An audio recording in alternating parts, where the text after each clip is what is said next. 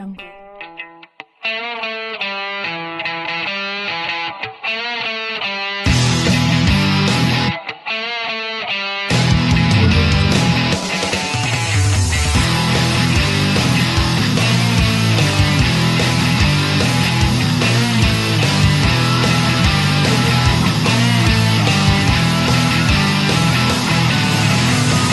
Hello, you are listening to Trump Republic Radio. It is April 22nd, 2018. I'm your host, Enzo Quesada, and as always, I'm joined by my co-host, Bobby Hester. Hello, everyone. So, there's a lot of news this week, Bobby. A lot more than the last couple weeks, I'd say. Yeah, a lot more news. A lot of spread out news. Last week, there was a lot of news, but it's very concentrated in just a couple of stories. This week, it's all over the place, my friend. Yeah, there was, we keep a docket of all the stuff we're going to talk about, and, this week we had to cut it significantly because it was just so much stuff. But without further ado, we might as well just get into it and start off with this Comey stuff we're going to talk about. Yeah, so first things first, there were 15 pages of personal memos that former FBI Director James Comey had written were released to the public. First, they were released to a congressional committee, therefore then released to the public after they looked at them. The memos contained sections that were blacked out, though, meaning that Comey was actually, that is evidence at least to show that because of the fact that there were portions that were blacked out means he was leaking classified information to people that did have access to his memos. Because we know that he had previously given memos to one of his friends. Remember when that story broke a while back that he had given it to, I think it was either a reporter or a personal friend of his? Who released it to the media. Yeah, essentially, if you're releasing these memos and it comes out to the fact that there are portions that are blacked out and redacted for being classified information, you can say that he was leaking classified information. There is evidence to show that. Anyways, nothing really came out of this memo release. It just kind of confirmed stuff that people already knew, that Comey was just writing down everything. A lot of stuff does seem to be exaggerated. There were some funny things. There was one part where it says, the memos say that President Trump told Comey that Putin told him that Russia has the most beautiful hookers in the world. So, a lot of just little stuff like that, but the one thing that it does not show is any evidence of collusion with Russia at all. And also, it proves that Donald Trump was not trying to obstruct justice in any way, shape, or form throughout the whole process of the Mueller investigation, the whole look into alleged Russian collusion, any of that stuff. So, if anything, his memos, although they're kind of weird and funky and probably exaggerated in some portions, doesn't show that Trump did anything wrong. Yeah. So now this is also connecting to some actions that the Justice Department is pursuing in regards to the Comey memos. Yeah, so the Justice Department's Inspector General is probing whether or not Comey leaked the classified information in his memos because of what I mentioned before about portions being blacked out and redacted. 8 of the 15 pages that were released contained information that had been redacted as classified information. So over half of the pages. Now, Comey did not have the authority to declassify the information. President Trump did. President has that authority. An FBI director does not have the authority to declassify information the way that Comey, I'll just use the word allegedly did. Now, Comey did, here's the information where I was looking before, in terms of when he was leaking that information. He gave 4 of the 7 memos that were released, so, 15 pages, 7 memos, about 2 pages-ish each. Comey gave 4 of those to his friend Daniel Richman, who was a professor at Columbia Law School, and from there it made its way to the press. So, yeah, Comey did leak classified information. There is evidence of that, and the DOJ Inspector General is now investigating whether or not there was some, anything can be done about that. So, in terms of Comey's regard, things are not looking well for him right now. It's interesting because Comey also released his memoir book this week, and he's been doing public tour for that book. And you look at the photos of these tours, he's doing even worse than Hillary Clinton was for her book tour, and those were at like Costco's. Yeah, they said that, I think either it was Barnes & Noble or one of those sort of bookstores was already offering his book at a 30% discount on the second day of its release. And there was one video of some people that were protesting his book. I guess I could use the word book tour if that's probably the best way to use it.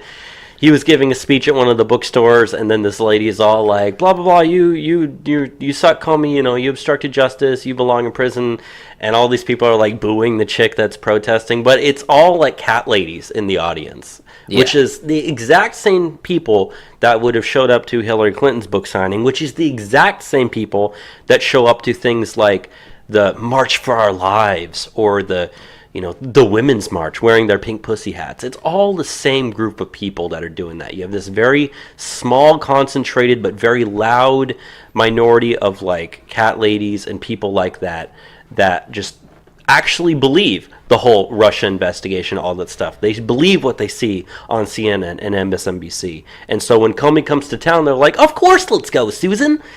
And then I really do feel sorry for these people. Yeah. Now, Comey wasn't the only former FBI official who's had some, I guess you could say, surveillance, or not surveillance, but he's undergoing examination by the Justice Department's Inspector General, and that includes also Andrew McCabe this week. Yeah, the Justice Department's Inspector General has issued a criminal referral to the U.S. Attorney's Office in Washington, D.C. against former FBI Deputy Director Andrew McCabe.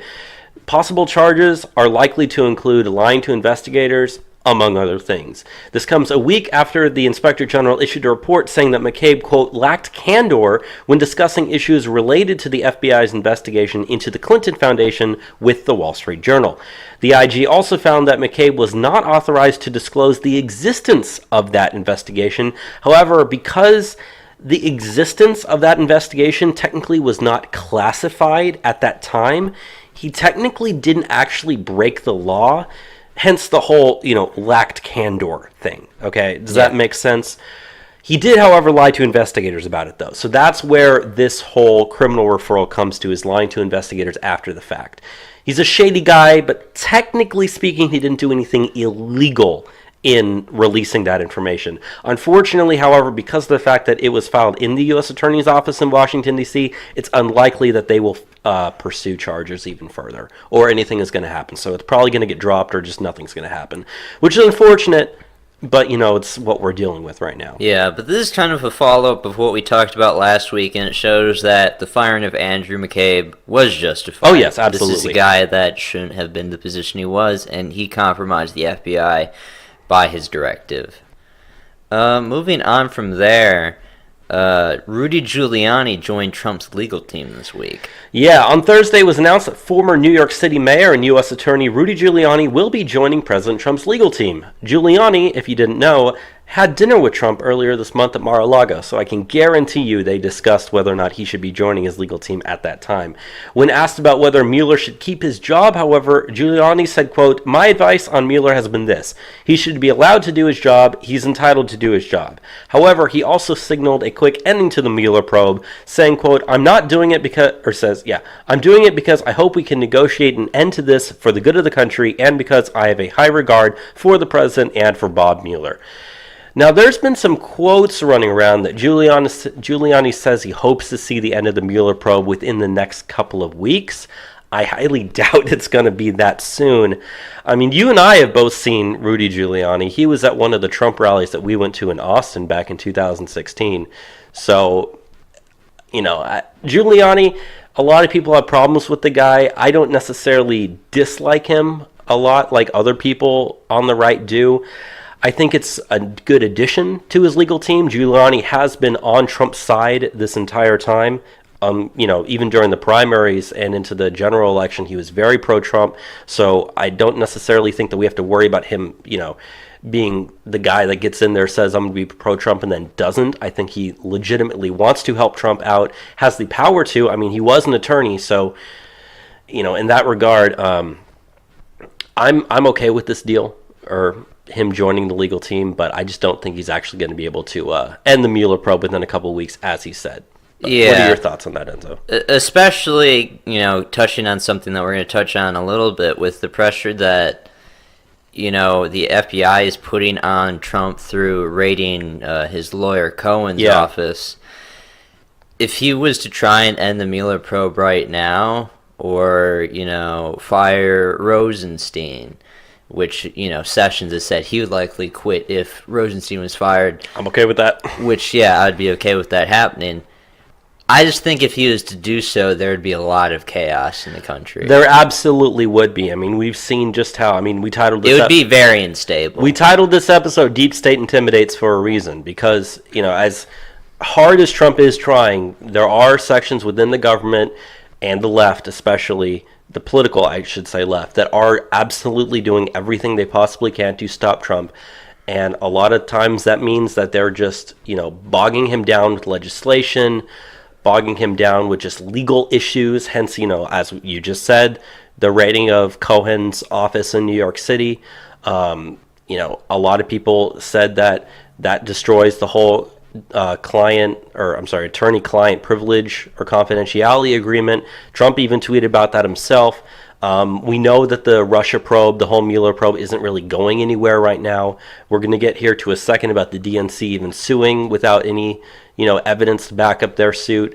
There's indicating reports that have come out about, now that we've seen, as we said, the documents from Comey, it shows that the Mueller probe was started essentially without any evidence to back it up. It was started just as a way to or a specified scope. Yeah, which is what we're seeing at this point, because it's because of the Mueller probe that Cohen's office was raided. Yes, but what does that have to do with Russian collusion? And what does that have to do with the whole Stormy Daniels thing? Oh, as part of a non-disclosure agreement multiple years ago, or before the election, Stormy Daniels was paid $130,000 as part of a non-disclosure agreement. Okay, I don't care if Trump had sex with a porn star a decade ago. You might think that's bad, but what does that have to do with Russian collusion? That has nothing to do with Russian collusion. Yeah, it might be. Yeah, you're absolutely right. It might look bad for Trump. Was it illegal? They say it. It might have been a campaign contribution or misuse of that. I don't even know how you could even prove whether or not that actually was. If anything, it's just shady, stuff. Was it illegal? No, it's not illegal to have sex with a porn star. It's, bad to cheat on your wife if he was married at that time. It's absolutely bad. But do I really honestly care? Absolutely not. Does it have anything to do with Russia? Absolutely not. Should Mueller even be looking at that as part of the broad, general Russia investigation blanket that we can put on this? Absolutely not. And so, yeah, you're right. If Trump was to try to fire Mueller or fire Rosenstein, as much as those things need to happen, they're not going to let Trump get away with that at this point. Yeah. Now, the voters might let him get away with it, or they might not. But that's one of those things where, as much as we would like to see Trump use the absolute power that the presidency has to get some of the things done that he wants to do, there's so much bureaucracy in the way that he has to work through that it's just impossible to get some of the things done that we want to see done in the time frame or the way that we want to see them done. And so that's why a lot of people on the right complain about, Trump not being able to do this or Trump not being able to do that. But they forget that he is facing uphill battle every step of the way. He's having to jump over every single hurdle that they throw at him. It's a surprise we've even got so much done that we already have. It's a surprise that things are going as well as they actually are right now. And so for that regard, I just say to the people on the right that criticize Trump at every single thing that he does, criticize him if he does something bad. But if he's just having trouble doing it because people are trying to stop him, give the guy a little credit for what he's trying to do. Would you like to see the left back in charge and destroy everything and and put in the exact opposite of what we want to see? No, Trump is not perfect. He's not perfect in any regard. But he's hell of a lot better. In fact, most of the things that he wants to do are things we want to see happen. So if you all, people on the right, Trump supporters, just abandon him over one little thing he does wrong or a couple things you don't like, forgetting the thousands and thousands of other things that we do like, that he has accomplished even, I just think that's counterproductive for our side, and we need to look at the bigger picture. Yeah. So getting back to what we're talking about, on Friday, the Democratic Party filed a civil suit against President Trump's presidential campaign, the Russian government, and Wikileaks, claiming a broad, illegal conspiracy to help Trump win the 2016 election. The multi-million-dollar lawsuit filed in Manhattan federal court said that, quote, In the Trump campaign, Russia found a willing and active partner in this effort to mount a brazen attack on American democracy, which includes alleged Russian infiltration of the DNC's computer network. In a statement on Friday, the Trump campaign called the lawsuit frivolous and a last-ditch effort to substantiate the baseless Russian collusion allegations by the nearly bankrupt Democratic Party. The named defendants in the lawsuit includes Donald Trump Jr., Jared Kushner, Paul Manafort, Robert Gates, Roger Stone, the Russian Federation, the General Staff of the Russian Armed Forces, the unknown hacker Guccifer 2.0, WikiLeaks and its leader Julian Assange, and 10 other unidentified individuals. So here's my thoughts on this, and this is kind of just the general knowledge that people have been saying about it. Yeah, this thing obviously is frivolous. They don't have any evidence to back up their lawsuit. They're just trying to get this thing into court. And what I've been reading is that a lot of big name Democrat donors are unhappy with this because of one simple fact. They have to absolutely 100% prove in a court of law that Trump, the Russian government, and WikiLeaks all were coordinating as part of this, broad illegal conspiracy that they say to try to help Trump win in the 2016 election. Whereas the Trump campaign has to prove that they didn't. Or, at least prove that there was no collusion there. Now, the Trump campaign has said that they are going to do a countersuit regarding this. And that's, I think, where the bigger, most important thing is. Because if you notice, they're suing WikiLeaks and they're suing Julian Assange as part of this case. Okay? They have to prove that Russia allegedly was the source of which they can't the DNC leaks. They can't even bring the Russian Federation to court. It's outside of their jurisdiction.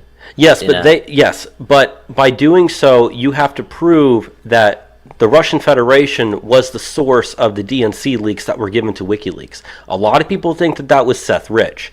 Now, if it was Seth Rich, and we have reason to believe that it was, or even evidence that it was, you can use that in court. Now, I know that Julian Assange says he never wants to give up any of his confidential sources of where he got the information that he publishes onto WikiLeaks, and I applaud him for that.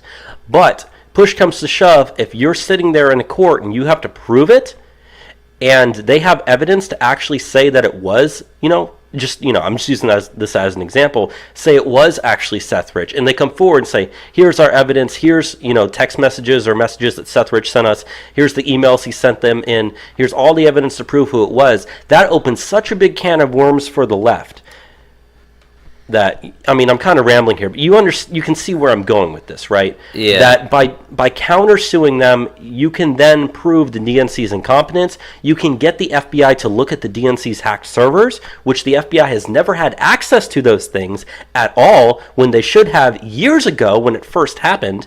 If the Democrats don't allow their servers that were hacked to be viewed by the FBI as part of, any sort of countersuit for this, you can claim obstruction of justice. That's for sure. So there's a lot of things that can go wrong about this, and it's one of those things that it looks bad. They have no evidence, and if anything, it only helps our side. There's no way this can hurt us.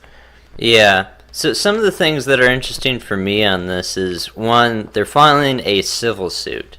Right. That's important to point out as well. They are not even, alleging that they did anything criminal by doing a civil suit. Two, now they have to prove that there was infiltration to the DNC. And, we've talked before, you look at the metadata on what was taken, in the manner that it was taken, it wasn't done externally. It had to have been done internally. Locally, yeah. Which is, brings about the idea that maybe Seth Rich did it, maybe it was someone else. But there's no reason to point to Russians doing this so far. But just... It really shows that they don't have a lot of faith in the Mueller probe at the moment. That was supposed to be the one thing that was going to shut down Trump for good by themselves. Why else would they do a lawsuit like this? And when they put out a lawsuit like this, which has, all these unidentified individuals, people that you can't bring to the court, things that you can't prove, how are they expecting to win this? How is this just not an opportunity to lose more money for themselves? Because it's an opportunity for the Trump side to lose money and time as well. Yeah. You start getting Trump's attorneys or the RNC's attorneys all, bogged down with legal stuff that they have to deal with in a frivolous case, then you go after them for anything else that you want to do, or just waste their time and waste their money, which is, a strong possibility that that's what they're trying to do as well. An important thing to remember in terms of the DNC hacks, though, is that they've never turned any of the evidence over to the federal authorities. They never even reported a crime. They handled it all internally. They outsourced it to their own hand-picked organization to say that Russian infiltration caused this. And now they're finally going to have to submit that stuff to federal court for the civil suit.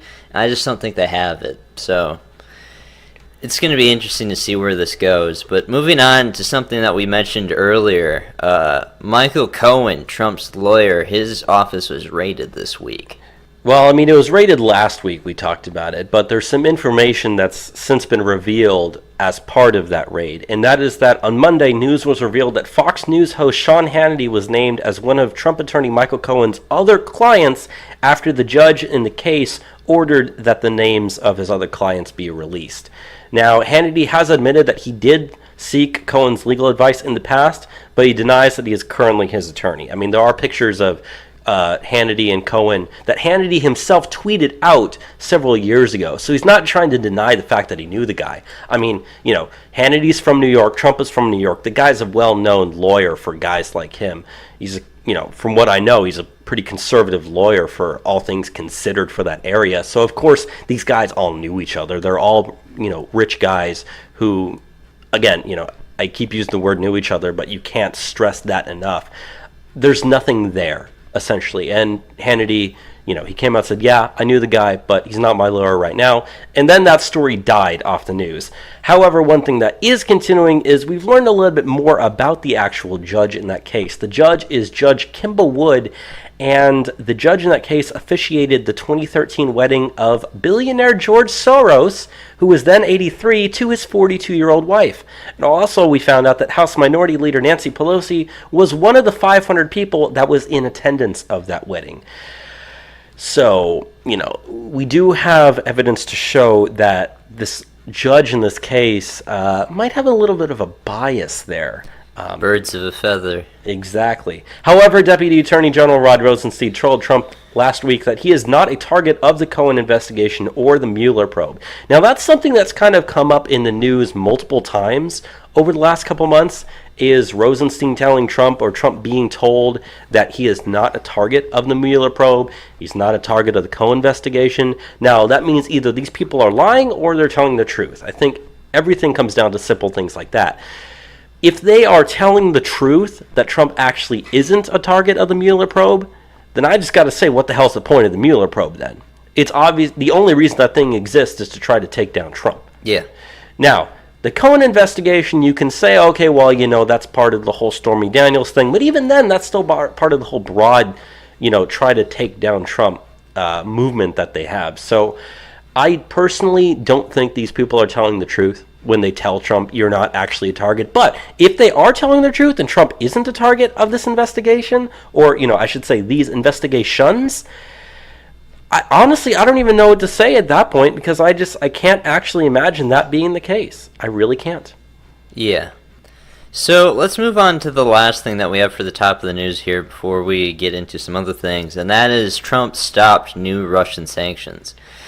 President Trump has put a stop to a plan to impose additional sanctions on Russia for its alleged role in the recent suspected chemical weapons attack in Syria. This is coming after Nikki Haley, the U.S. ambassador to the UN, last Sunday announced that additional sanctions on Russia were forthcoming. Earlier this month, Trump approved the expulsion of dozens of Russian diplomats after the alleged nerve gas attack against ex-Russian spy Sergei Skripal and his daughter living in Salisbury, United Kingdom. So this is something that we talked about last week that we didn't want whatsoever. We weren't looking forward to more sanctions put on the Russian Federation, and Trump has stopped it from happening. Now, the second that Trump does this, everyone says he's, controlled by Vladimir Putin. Yeah. But my thing is just, one, economic sanctions don't punish the regime. It just punishes the citizens. I don't have any sort of ill feeling towards Russian citizens. Why would we do this to begin with? But, two, if we're trying to improve our relationship with Russia and trying to stabilize, Syria, why would we provoke them more so with more sanctions? So, a lot of people have been talking this week about the potential of Nikki Haley leaving, the administration over this, because they obviously see very differently in regards on how you're supposed to treat Russia. Do you have any thoughts on how this is going about? Really the only thing I have to say in this regard is, and this kind of goes back to the whole, recent Syria airstrike that was made, I guess now about a week and a half ago at this point. Trump is seeming to walk back a lot of things that his base does not like. We've now seen time and time again that every single time Trump does something big that his base doesn't like, they get very angry and then he slowly walks it back. This is one of those things. And I think that, in a way, it is a little bit going to try to, mend the relationship with Russia. I know our relationship with Russia is at one of the worst, if not the worst times it's been since the Cold War. And he has put sanctions during his administration on Russia. Even what you had just said, just earlier this month, he approved the expulsion of dozens of Russian diplomats after the, alleged nerve agent attack. Even though there's no evidence for Russian involvement. We've talked about in the past, what was it, last week? There was a lab in Switzerland that found that the nerve agent that was used wasn't even something that was made in Russia. Right. And so, you have all this, especially from the United States, you see a lot of people that are trying to paint Russia as the bad guy, trying to paint Russia as the worst people in the world, as like the United States' number one enemy. Yet, Russia does not need to be our enemy. I don't even consider Russia our enemy right now. I mean, that's just me personally. Yeah. I think that... But a lot of Americans do. Yeah, and, for different reasons, and a lot of them, do make some sense. A lot of it does stem from Cold War mentality. Let's not kid ourselves in that regard. But at the same time, we don't need to be putting new sanctions on Russia, as you said. So I'm glad that Trump stopped that effort. That would have looked really bad if he bombed Syria and then says, oh, yeah, Russia, by the way, here's some more sanctions. So you got to take these things slowly. I think putting more sanctions on Russia is, I guess I could use the word an overreaction to things right now. Definitely does not need to be done. So I am happy that we are not putting these new sanctions on Russia. But I do want to come back to one last thing, and that was when you were talking about Nikki Haley. Now, she was kind of making her rounds on the TV shows earlier this week when they were talking about these sanctions. And at one point when it was come out that what she wanted to do and what Trump wanted to do were opposites, him wanting to not put the sanctions, her wanting to put the sanctions, she said something, it was a quote, I believe it was along the lines of, I'm never confused.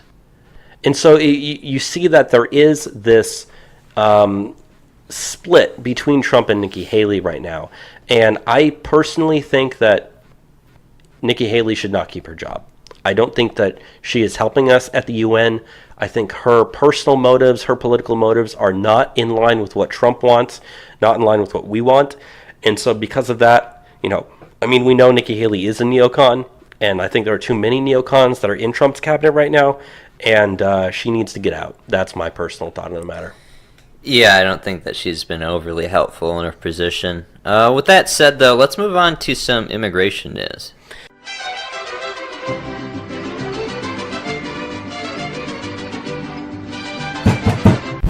Open the door! Immigration! La migra, vamos, niños! This week in immigration. So, the first story that we have up in immigration this week is the story of an illegal immigrant who has fled to his home country. But before he fled to his home country, let's just reverse a little bit track and explain exactly what he did. Frederick Amfo, 30 years old, an illegal alien from Ghana, locked the car doors. He was an Uber driver, by the way. He locked the car doors and raped a female passenger back on April 8th. He was arrested after a DNA test confirmed his identity, but was released on bail just a few hours later, and then 3 days after that, fled to his native Ghana after his passport was not revoked, as it should have been. He was released because officials failed to notify immigration agents because the rape happened in Boston, Massachusetts. And if you don't know, Boston, Massachusetts is a sanctuary state, so police were not allowed to notify ICE that he was arrested. Meaning, you just let this rapist walk on free, and now you are never going to find him because he's in Africa right now. You know, it's interesting.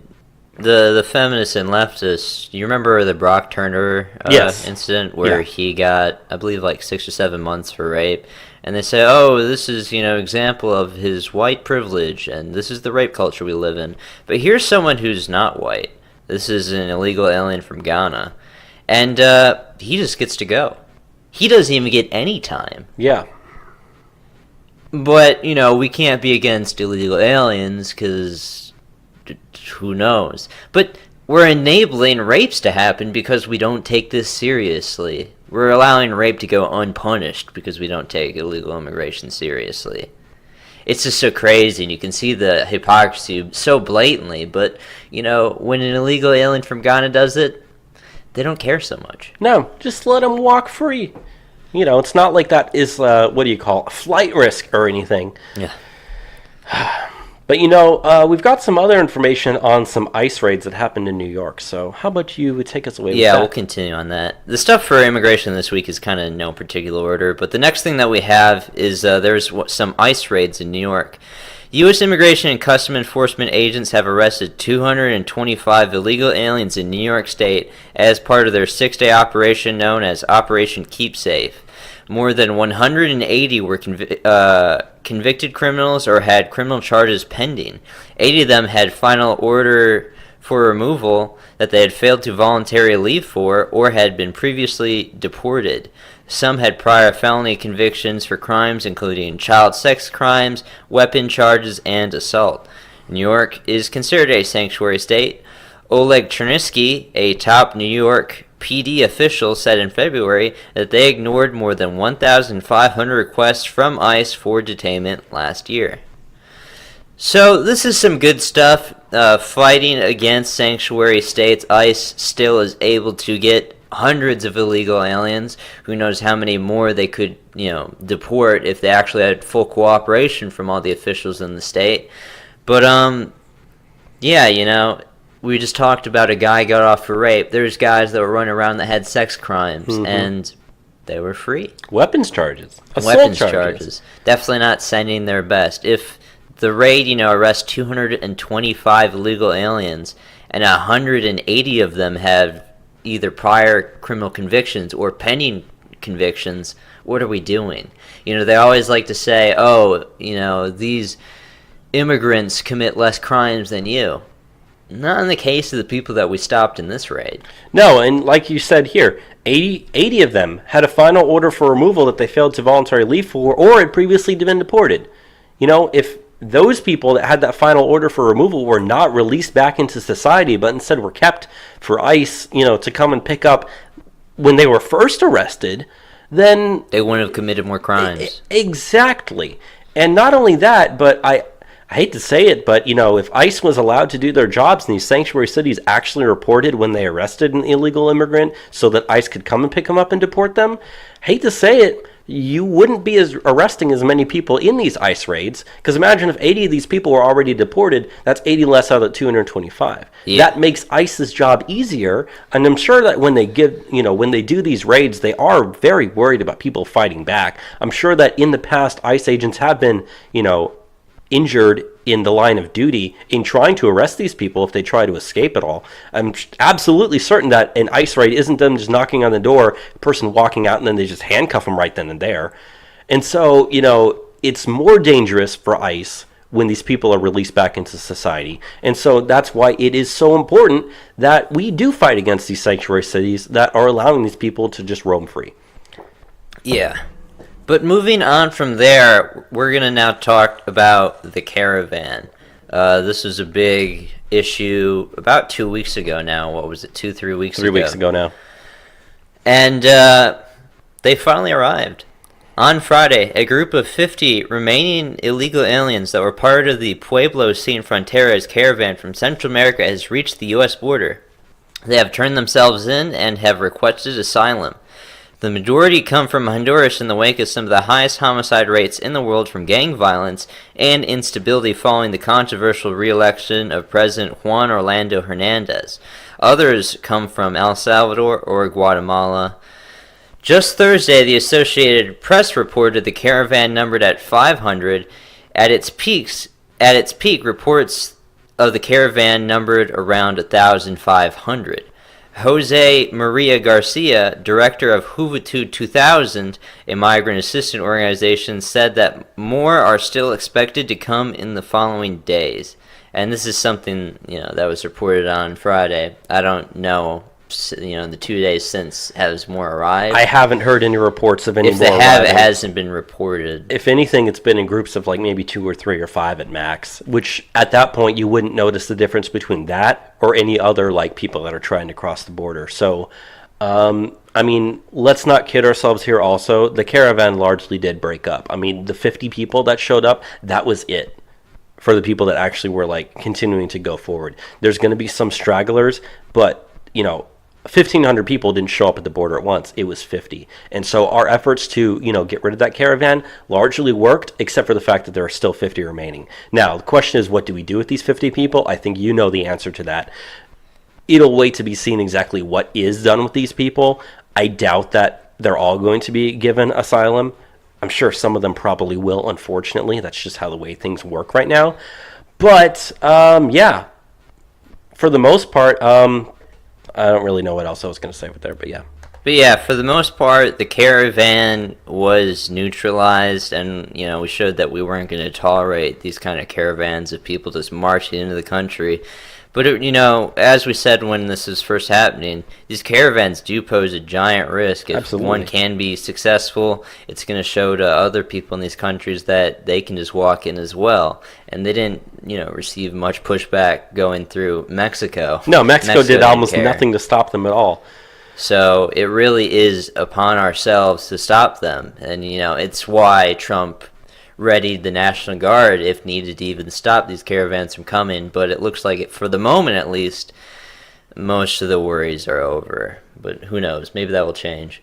If 3 weeks ago when the caravan was like all the talk in the news, if you had told, if someone had told us, they said only 50 of them are actually going to make it to the border, does that make you feel better or worse about the situation?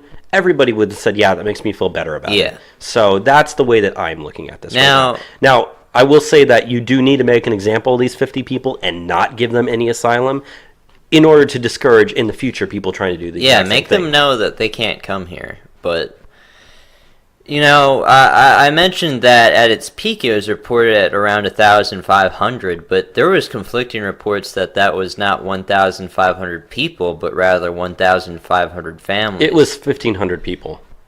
So the reports that said families were incorrect. There's pictures and people counted it. It was only about 1,500 to around 2,000 at max. Okay. So, some good stuff there, stopping them at least. Moving on, though, there was an incident near Tucson that we need to touch on. On Wednesday, Tucson Border Patrol agents teamed up with air support from U.S. Customs and Border Protection to locate a group of heavily armed men that camera surveillance noticed walking north 17 miles from the Arizona-Mexico border. Helicopters from Yuma and Tucson were dispatched with Border Patrol search, trauma, and rescue, or otherwise known as BORSTAR agents, to make heavy contact. BORSTAR agents located an 18-year-old Mexican national hiding in a nearby bush. The K-9 unit with them also found 5 AK variant rifles and a 9mm pistol. After transporting the first illegal alien, away, other agents found 2 additional Mexican nationals aged 43 and 24. The aliens are believed to be part of a drug cartel rip crew that aims to steal or rip the drug loads of rival cartels while in transit. The Tucson region is ruled by Los Salazar, a regional cartel aligned with the Sinaloa Federation. And so this happened in Arizona, right? Yes. And yet these people... 17 miles deep. I would assume these people were just able to walk across the border with heavily armed weapons? Yeah, what they found is these guys had heavy supplies for them to just trek through, the desert into, Arizona.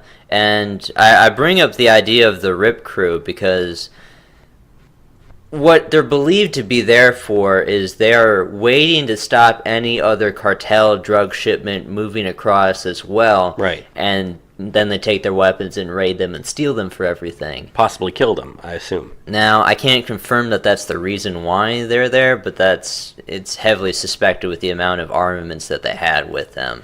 5 AK variant rifles among 3 guys they found. Now, there might have been more people there, but still. I would assume that any smart drug cartel, if they're going to be sending a rip crew out to try to steal the drug loads of rival cartels, you're going to send more than 3 people. Yeah. Especially if you have 5 AK variant rifles and a pistol.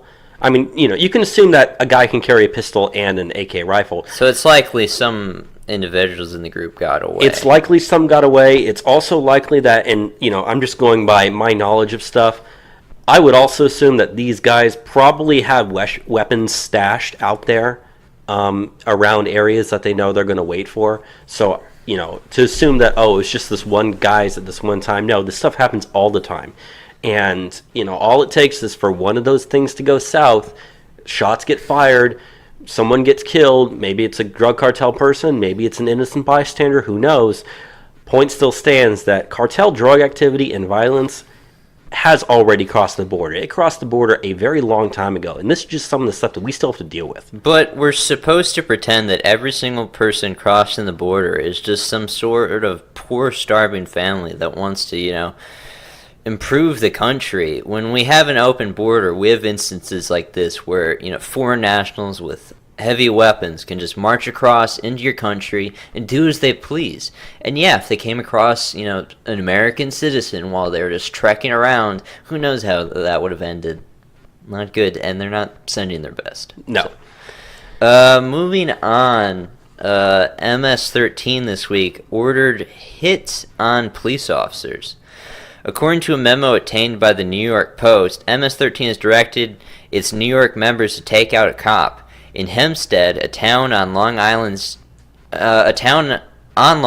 terrorized by the gang, police on Wednesday were tipped off by a credible informant who said that the gang felt that they need to make a statement and specifically kill a Hempstead cop. Quote, "The police have been making too many arrests, and it's time to take the streets back and take out a cop like we do in El Salvador," the memo quotes the organizer of the directive.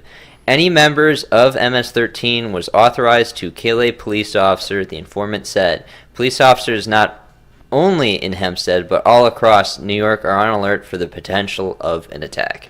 So again, you have 4 nationals that are part of one of the most violent gangs, I could say, in the world, are openly saying, by the way, we need to kill some cops. Yep. And anyone that's part of our game, you're all allowed to do this.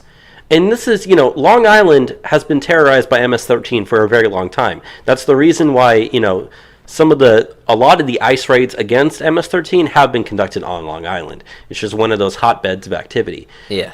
And, as they said, not only the cops in Hempstead are on high alert, but all across New York State. Because it's not just Long Island where they're dealing with these people. And it's these all guys, across the area. They're not going to take the time to figure out what precinct these cops work in. No, if they see a cop, that you they're have going to kill some him. sort of, you're part of the fraternal order of police officers on your vehicle, they'll just, deal with you. I mean, there's a story that happened earlier this week. And this wasn't really, I don't think this was immigration related at all, but, there was 2 cops that were just sitting in a store, in a restaurant eating lunch, I believe, and a guy walked up and shot both of them. I mean, there is a war on police in this country, and whether or not you want to say that the people fighting the police are, left-wing protesters or Black Lives Matter, or, you can even go so far as to say it's gangs, especially gangs from South America. There's a lot of people in this country that do not like the cops. And so I would be very afraid if I was a New York police officer, or I should say a police officer in New York, whether I was in just, upstate New York, Hempstead, Long Island, New York City, doesn't matter. I'd be scared off my butt. Yeah. For something like that to happen, which just goes to show exactly how much of a problem MS-13 is, and the fact that we need to deal with it ASAP. Most definitely. So the next thing that I wanted to move on to is how the court shut down an anti-sanctuary city measure that the Trump administration imposed. The 7th U.S. Circuit Court of Appeals in Chicago ruled Thursday that the Trump administration could not withhold public safety grants to cities with sanctuary policies for the protection of the illegal aliens. The decision said that the administration exceeds its authority in establishing a new condition for cities to qualify for the grants. It upheld a temporary injunction issued by a lower court judge this last September. The Trump administration in July imposed a condition that cities receiving public safety grants must agree to inform federal agents when aliens in the country illegally are about to be released from police detention. Chicago itself is one of the cities that sued the administration over the action.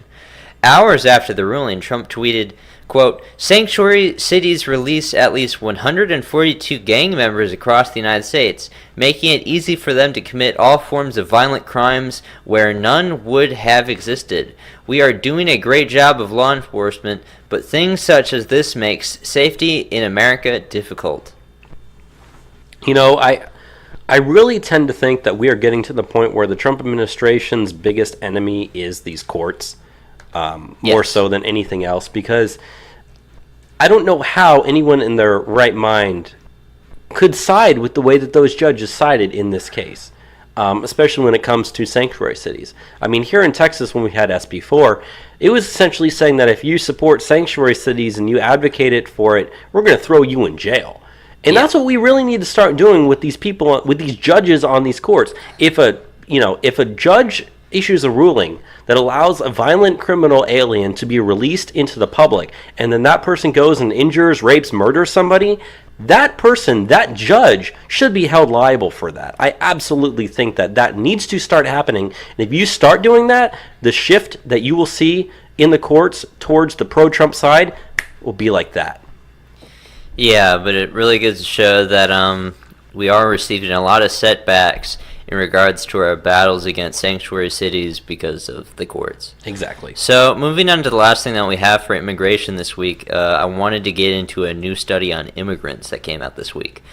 According to a new study by the Center for Immigration Studies, which is very good, new immigrants to the United States are twice as likely to live in poverty as native-born Americans. This is despite an increase of immigrants with college degrees, 34% in 2007 to 49% in 2017, and a decrease without a high school diploma from 34% in 2007 to 16% in 2017. Despite the increase in education for immigrants, labor force enrollment fell from 73% in 2007 to 67% in 2017 amongst immigrants. The median income of new arrivals was $18,402 in 2017, which is slightly lower than in 2007. Additionally, since 2007, food stamp usage by new immigrants has more than tripled from 4% in 2007 to 13% in 2017, which is a higher rate than among the native population, which is 10% usage amongst native-born citizens. Medicaid usage by immigrants has increased from 6% in 2007 to 17% in 2017, which is also a higher rate of usage than among the native population, which uses it at a rate of 13%. So it really goes to show, even though these immigrants have more education, they are less apt to, function in American society. They find themselves twice as likely to live in poverty, and they're using assistance programs more than Americans are even using assistance programs, which really goes to show immigrants aren't really making this country better. They're actually struggling now more than ever, and they're costing us more than ever. Yeah, and not only that, but the whole, increase in education for immigrants, a lot of that has to do with immigrants that are getting education in the United States. They come over here in order to get their education. Yeah. And we know that a lot of that has to do with, let's face it here. A lot of it has to do with the fact that people who are immigrants are getting, they're allowed to go to college using in-state tuition in a lot of states. I think, was it Arizona last week we talked about? They changed it. They will not receive in-state tuition rates, but they aren't being charged, I think, fully the cost of out-of-state tuition. Right, and so that makes it easier for immigrants. I'm just going to use the broad brush of the word. Well, that immigrant. was DACA recipients that we're talking about. Right, and that's also part of the case here is they are including. I'm certain that this study isn't done just of legal or illegal. It's done of just immigrants in general. If you were to divide it amongst legal and illegal, you'd probably see slightly different numbers here. But the biggest number here that is put out for me is the whole labor force the labor force enrollment number. That's the number that jumps out to me. 73% in 2007 to 67% in 2017. A 6% drop-off is pretty dramatic. And not only that, but the median income number, 18,402 in 2017, which is lower than 2007. With the inflation and stuff that we have seen, you're telling me that in the last 10 years, the median income of immigrants has actually dropped, whereas the income for everybody else has gone up? Which is below the poverty line, which suggests that they're going to need more public assistance. And Exactly. legal immigrants qualify for that. Which is part of the reason why you see increases in the percentage that are on food stamps and other, Medicaid usage and stuff like that. So all these numbers, they do really make sense when you start to look at it, which proves the point that we need to say is you don't need to keep bringing these people here knowing that they stand such a high chance of essentially being a drain on society. Yeah. Both, I guess I could use the word financially and emotionally, culturally, whatever you want to say. It shows that we need to have restrictions on legal immigration coming into the country because we're at this point now just importing dependents of the state. We're importing international welfare shoppers. Exactly. And they're taking advantage of it because they know they can. So, frustrating stuff, but it's important to know these numbers. Moving on from there, let's get into some 2018 midterm elections news. Got some interesting stuff here in this section this week. Yep. So the first thing that we want to talk about is Planned Parenthood. Planned Parenthood, which receives $500 million in taxpayer funds yearly, has announced that they plan on spending $30 million during the 2018 midterms. If you remember, Planned Parenthood spent more than $38 million during the 2016 election to back Hillary Clinton and other Democrats. So according to Life News, Planned Parenthood's off-Broadway rendition of Big Spender, which did you even know that taxpayers fund an off-Broadway musical for Planned Parenthood? I do now. You do now. So Planned Parenthood's off-Broadway rendition of Big Spender will be shown in Florida, Michigan, and Nevada to target up to 2.5 million voters to be mobilized for the 2018 midterm elections. Deidre Schiffling, executive director of Planned Parenthood's Action Fund, said, quote, "The Trump-Pence administration has rolled out discriminatory rules and policies that undermine our basic rights and freedoms. To win in 2018, we need to channel the unprecedented energy and activism we have seen in response to these attacks towards winning on the ballot box." To close out, Planned Parenthood aborts around 320,000 unborn babies annually. This kind of goes back to what I said earlier in this show about the whole cat lady thing. The type of person that's going to go to the off-Broadway rendition of Big Spender, knowing full well that Planned Parenthood is the one that's hosting it, is going to be, again, those exact same type of people. Those are people that are already energized to vote Democrat in 2018. They're already energized to hate Republicans. And, I just don't think that anything Planned Parenthood's going to do regarding this, this off-Broadway rendition is really going to make that much of a difference at all. I hate to say it, but it's not.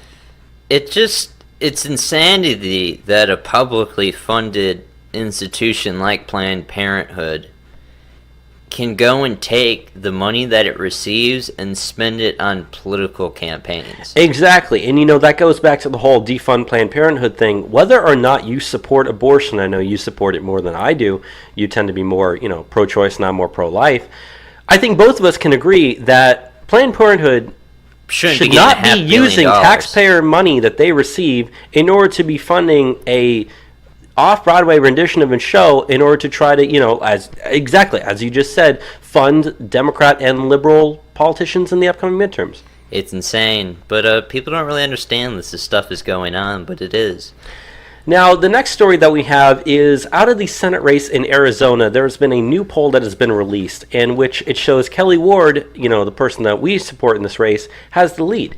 A new ABC poll of the Arizona Senate race found the following. In the Republican primary, Kelly Ward was in the lead with 36% of the vote, whereas Martha McSally is at 27% and Sheriff Joe Arpaio is last with 22%. 15% remain undecided. The same poll, however, found that Arpaio had a 55% approval rating in the state. So that shows you that the state likes him as a person, does not want him as their senator. Yeah. However, here's something else that's interesting.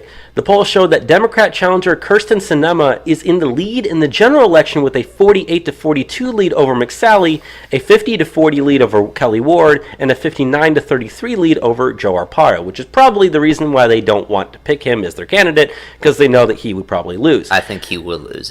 He definitely would lose. Absolutely. Now, that seems like that's all bad, but there is some internals of the poll that really need to be pointed out as to why I don't think this poll is entirely accurate. The poll found that 59% of independents in Arizona have either a slightly disapproval or a strong disapproval of Trump. Meaning, do you really think that Trump is at 59% disapproval among independents? Whereas independents were the ones that voted for him in the 2018 election? I strongly do not think that that is the case. I really don't think that's the case at all. I think it's possible to have over 50% disapproval. But do you think it's at 59% disapproval among independents? That does seem unusually high. It's at least 5 points higher than it is, which means if you start adjusting all the internals in order to get the case, I don't think Sinema has a 10-point lead over Ward. No, she does not have a 10-point lead over Ward. I can see her with a 15-point lead over Arpaio. Giving her the lead. I can understand it being close. But and remember, a lot of polls are not designed to actually show what people believe. They are showed to tell people what to believe.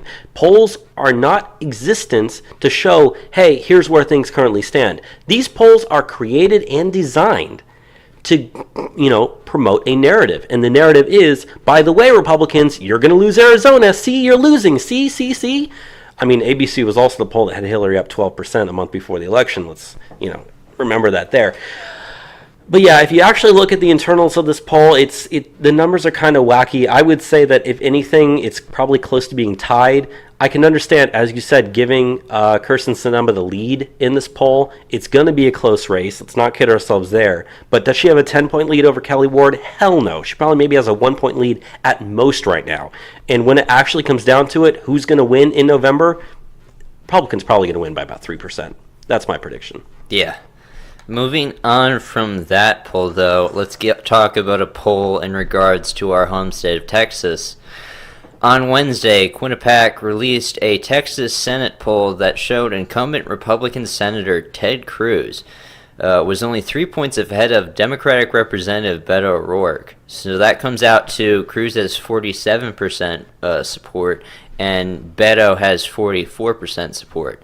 So Beto wins amongst Democrats 87-9. And he wins amongst independents 51-37. That's the number I call bullshit on, but continue. While Cruz gets Republicans 88-6. Cruz's approval amongst men is 51-40, while Beto wins amongst women 47-43. Cruz currently has an approval rating of 47-45, his favorability of 46-44, while Beto has favorabilities of 30-17, with 53% of Texans saying they do not know enough about him to make an opinion. So that is one of the big things. Beto just isn't very well known. Yeah, Ted Cruz is extremely well known in the state. Yeah. Democrats have not won a Texas Senate or governor seat since 1990. Trump won Texas by 9 points in 2016. Romney won Texas by 16 in 2012. Cruz initially in 2012 received 57% of the vote, winning by 16 points as well as Romney did. Mm-hmm. The last thing I want to say is, according to Real Clear Politics, if Trump has an approval rating of 42% in Texas on Election Day, Cruz has an 80% chance of re-election. According to the Quinnipiac poll, Texans disapprove of Trump 52-43. I'm going to give my official prediction for the Texas Senate race in November. My prediction is, obviously, Ted Cruz is going to win. My prediction is he gets 55% of the vote, and Beto O'Rourke gets 44% of the vote, with 1% of people voting for third-party candidates. That is my official prediction. I predict that he wins by about 9 to 11% this time around. The reason I say that is because Ted Cruz is a lot more well-liked than Donald Trump is in the state of Texas. I mean, you saw how we know a lot of people that did not like Trump at all, that favored Ted Cruz in the primary and continued to favor Ted Cruz. A lot of them voted for libertarians or sat out the 2016 presidential election. There's a reason why Trump won Texas by only 9 points when, we won by 16 in 2012. Yet in 2014, Greg Abbott wins by 20%. And if you look at the primary results from the Texas primary, it was, again, if you look at total votes cast by Republicans and total votes cast by Democrats, it was, again, about 60-40 was the split between Republican and Democrat. Hillary Clinton, as I said, in 2016, did worse as a percentage of the vote than Barack Obama did in Texas in 2008. And the reason this all comes to do is for the fact that there are a lot of Republicans in the state that hate Donald Trump. Those same people really love Ted Cruz. And so, again, you have polls like this that are designed to be gaslit for people. Ted Cruz has at least a 7-point lead, I would say, right now in the lead. And then on election day, he's probably going to win by, as I said, about 9 to 11%. The number that I said earlier when I called that out, that Beto O'Rourke winning independents 51-37, yet his favorability in the state's only 30% with 17% disapproval, and 53% of Texans don't even know enough about him to make an opinion. A lot of those numbers seem really, really whack for where their actual poll numbers stand right now. And so I would say that Beto's number of 44 is pretty accurate, but they're definitely downplaying what Cruz's actual support in this state is. It's got to be at least 55 right now. I disagree with you slightly. It's because you're wrong, that's why. I think that this can be a close race. Oh, it's going to be a close race, but it's not going to be a blowout. In the state hate Ted Cruz as well. Yeah, and those same people already support Beto O'Rourke. Yeah, and I personally know Republicans that have switched over to supporting Beto, crazily enough. But not that I've heard of. Are you lying to me? No. I think you're lying to me. I'm not lying. I don't know a single person that's done that. I don't know. Vote your Enzo is lying right now to try to blackpill on this episode in case anyone's actually wondering what he's doing. I'm not trying to. I'm just trying to say that Democrats are making momentum in Texas. Oh, yeah, definitely. They're probably going to win in 2024. And Beto is one of the best candidates that they've had in a long time. At least, looks good and comes off pretty well. I can't wait for him to just get demolished in November. It's going to be hilarious. Yeah. The Democrats are going to spend millions and millions and millions of dollars, and yet Cruz is going to sell the victory like he normally does. That's what's going to end up happening for anyone who actually knows the politics of this state right now. Now, that being said, Texas is still going to go blue within the next decade, and then you're never going to win anything in the state again. But in terms of, that being this year, hell no, it's not going to happen. Anyone would be crazy to actually think that. But moving on from Texas to a different state, we have some good news out of Utah. Delegates at the Utah Republican Convention held a vote to see who they would pick as their party's nominee for the upcoming election to replace outgoing Senator Orrin Hatch. Mitt Romney, who everyone thought was just going to sail to victory in that race, actually came in second place among the delegate vote, receiving only 49%, where State Representative Mike Kennedy won 51% of the vote. They needed 60% in order to secure the nomination at the convention. Because neither person did it, it heads to the primary where voters will decide. Now, I still think Mitt Romney is going to win when the voters actually decide it, but it really goes to show you that the Republican Party of Utah isn't exactly in lockstep as we thought they were in wanting to get Mitt Romney as their guy. They're very divided. Yeah, and Romney hasn't been campaigning very hard up to this point, so now that he is forced to take this to primary election, he's got the money to, splash in a campaign like this. And he wants the position, he wants the platform of Senate. And a lot of people, Republicans in the state of Utah, are going to support him. And so you have that already off the bat. We saw the support that Egg McMuffin got back in 2016. And that was simply because the guy was a Mormon. I mean, Romney's probably going to win that race. I will say that there are also a lot of people in Utah that do view him as a carpetbagger, and they don't like the fact that he's just, running in saying, by the way, I'm going to be your next senator, vote for me, and then they vote for him. I think it's going to be a closer race than people think. I don't think it's going to be a blowout, but I do still see Mitt Romney pulling ahead in that one, unfortunately for our side. Yeah, I think Romney's going to win. And whoever wins in that primary is going to win. It's Utah. Let's not kid ourselves. So you're not... Now, the question is, who would be better, a Democrat from Utah or Mitt Romney? It's not much different. Exactly. So if you're a Utah Republican listening to this show, I strongly urge you to vote for Mike Kennedy in the Republican primary that's upcoming. Yeah. So moving on now to the bottom of the stack news that happened this week. The first thing that we want to talk about is Barbara Bush died this week. Yes. On Tuesday, former First Lady Barbara Bush passed away at the age of 92. This comes just days after it was announced that she was coming off of medical treatment and would instead focus on comfort care due to her failing health. She got married to former President George H.W. Bush in January 1945. They totaled 73 years of marriage. Her son, former President George W. Bush, said the following, quote, "My dear mother has passed at the age of 92. Laura, Barbara, Jenna, and I are sad, but our souls are settled because we know hers was. Barbara Bush was a fabulous First Lady and a woman unlike any other, who brought levity, love, and literacy to millions. To us, she was so much more. Mom kept us on our toes and kept us laughing until the end. I'm a lucky man that Barbara Bush was my mother. Our family will miss her dearly, and we thank you all for your prayers and good wishes." So, last week we talked about on the show how they said they're moving her off of comfort care, and I think we even made the prediction that she probably didn't have too much longer to live. I did not expect her to die so quickly, but, she is in a better place now. She doesn't have to worry about failing health. It's sad to see her die, and, as much as I don't like the Bush family very much, my thoughts and prayers are with them during this time of grievance. Yeah, most definitely. Let's move on now to this lawsuit. So, do you remember back a few months ago, we were talking on the show when former DNC chairwoman Donna Brazile released her memoirs or her book? Yes. In which they laid out the fact that they believed that the Hillary Clinton campaign was funneling money through the DNC by essentially skirting campaign laws that, limit the amount of contributions a person can make per person, instead taking money that was given to the DNC, funneling it through their state into the federal DNC, and then from there to the Clinton campaign. Yeah, I remember all this stuff. There's a lawsuit that has now been filed regarding that. The Committee to Defend the President, which is a pro-Trump political group, has filed an official complaint with the Federal Election Commission claiming that the Hillary Victory Fund solicited cash from high-powered donors and illegally funneled those funds through state chapters and then back to the DNC in order to skirt federal donation limits. The group's lawsuit claims that over $84 million was laundered using that process.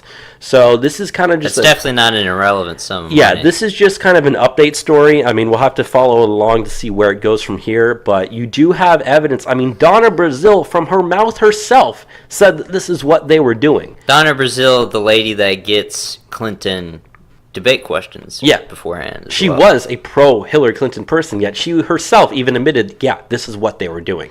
Now at least we have a number to go along with it. $84 million. Well, originally Donna Brazile wanted Joe Biden to be the one, but he didn't even run in 2016. But, Brazil was involved in the DNC, and as she saw all of this stuff going on around her, she just couldn't handle it anymore, which is why she wrote the book. Yeah. But the book goes a long way to show that this is what Clinton was up to. And so, we'll see where that goes. Which ties into the next thing that we wanted to talk about, which is Hillary's popularity has plunged. According to a new poll released by the Wall Street Journal and NBC News this week, former presidential candidate and Secretary of State Hillary Clinton's popularity is at a record low. Only 27% of those polled had a very or somewhat positive view of Clinton. That is lower than Donald Trump, who received 35%. Her previous low was 30% in August of 2017. At the time of election, 40% of Americans had a very or somewhat positive view of Clinton. So, as time has gone on, she's lost a lot of support for her. And, this is kind of funny because it's clear to anyone that Hillary Clinton has lost popularity. These poll numbers only prove that.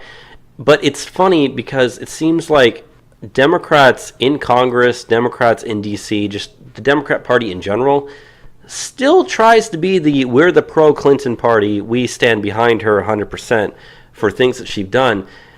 Yet only 27% of people in America, essentially, actually like her at this point. Even somewhat have a positive view of her. More people, according to this poll, you can say whether or not you think that the 35% number for Donald Trump is accurate. Even so, he still scores 8 points higher than she does in the same poll. That's really saying something if you're, a DNC operative. So that's really all to say about that. Moving on now to something completely unrelated, but still very topical. Starbucks is going to be closing 8,000 stores that they have for a day of racial bias training. They'll be closing the 8,000 U.S. locations on May 29th for a day of, quote, unconscious bias training.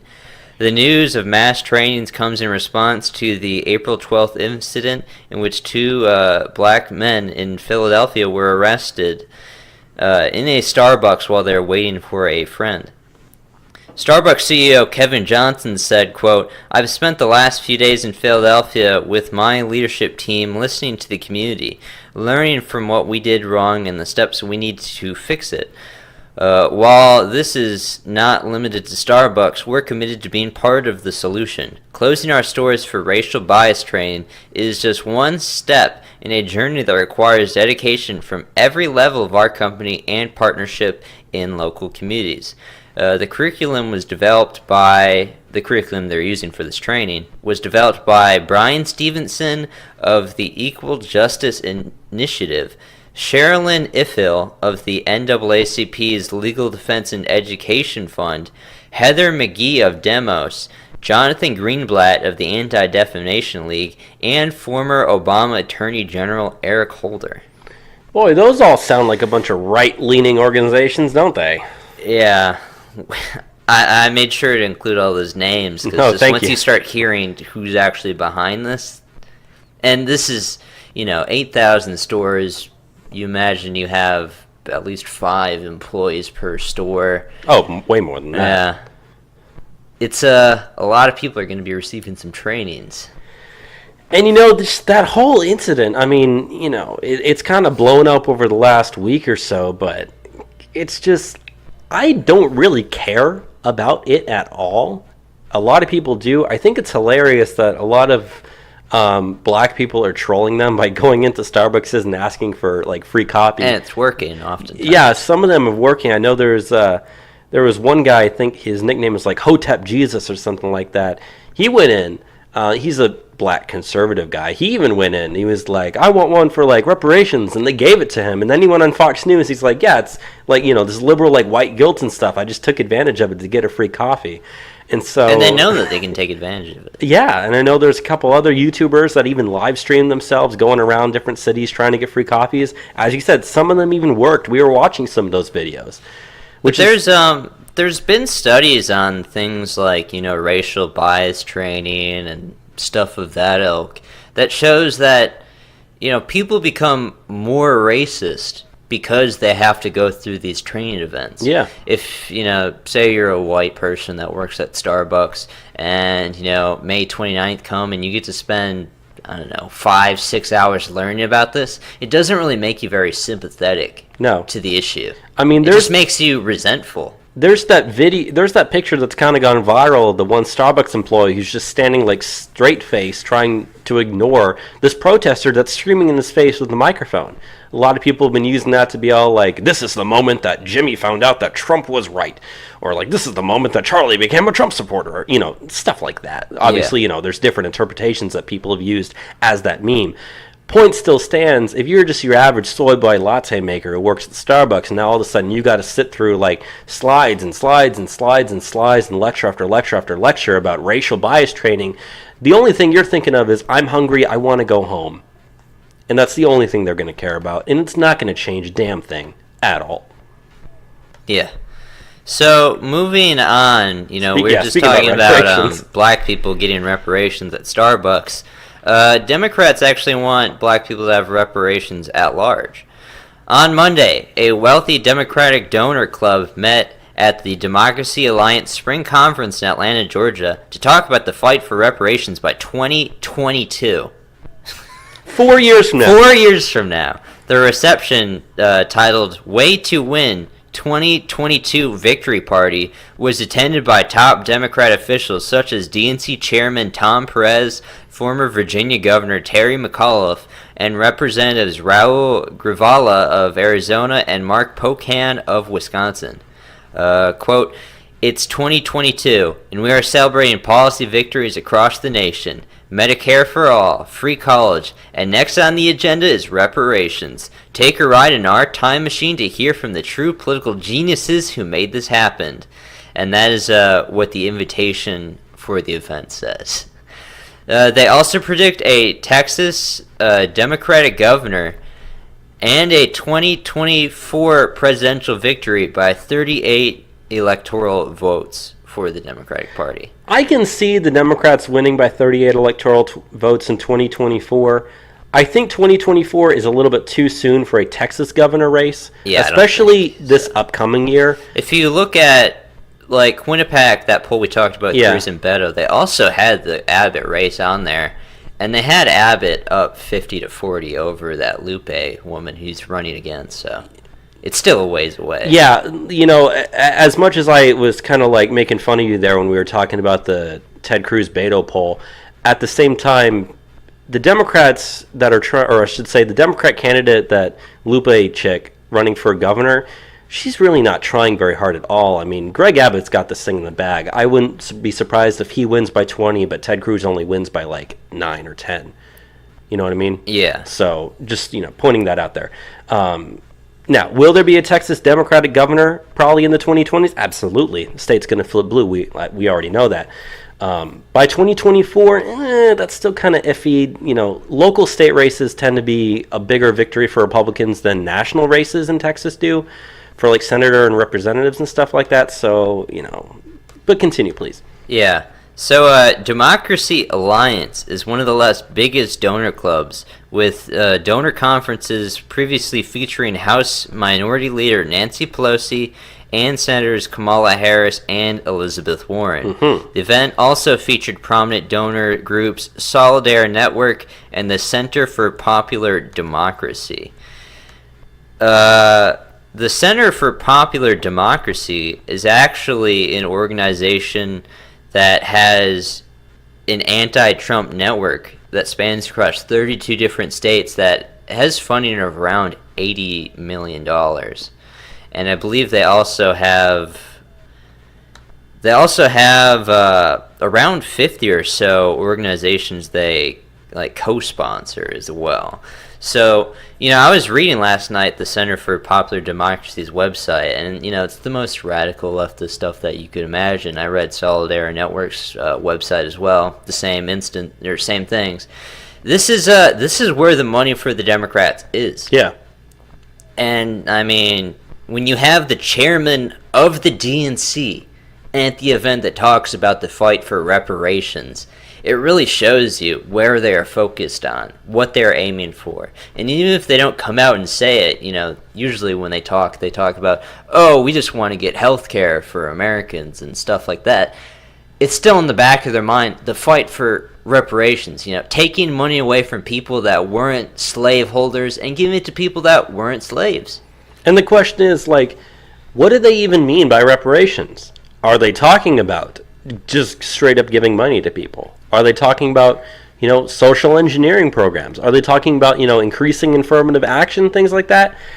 It's yet to be seen. The definition of what reparations means... But I don't think they're against any of that stuff. No, they probably are in favor of all of it. Yeah. Granted, they know that some things politically they're not going to be able to get done. They just know right now they can't really talk in public about this stuff. Yeah. It's still, public support for reparations still isn't there. Which is why they have to keep that at the back burner. Yeah. So let's close out the bottom of the stack with this last story out of California before we get into some current year college craziness. So, a California school district is not letting their parents take their kids out of the LGBT sex ed. The Orange County School District said that parents who disagree with the state's LGBT positions, quote, may not excuse their children from this instruction. California passed the Healthy Youth Act in 2015, which aims to equip students to develop a, quote, healthy attitudes on gender and social orientation.